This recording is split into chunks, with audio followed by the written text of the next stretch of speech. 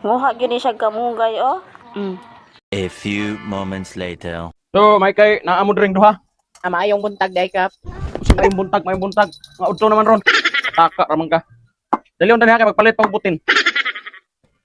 Kamong duha unsa may inyong gawayan? Hay kani manggut siya kap nanguha sa kuang kamunggay kap. Sure lang bisa katong bali ra taw gikuha. Oro na inyong gawayan? Inyong gipa sumon-sumon diri padalay pa husay diri sa barangay. Kailangan kap kapila naman na si Sigbay palit pag dinala sa kuan kamunggay nga nakabisbis ng kuan sa Kabalo mo kamong duha.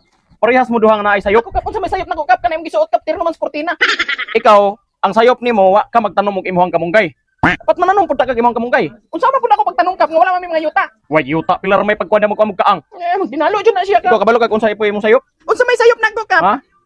Nagdinalo po ka sa imong kamunggay. Wa ka manghatag. So pareha mong duha naay sayop. Wala man ako nagdinalo anan nila kap kaso tagagabi magsigil na sila. Ikaw Ayaw na nag-away. Naamod rin para mahusay. Ang tuyo na itong tumong diri mo ikinguha nga. Husay hapsay atong kuan. Barangay.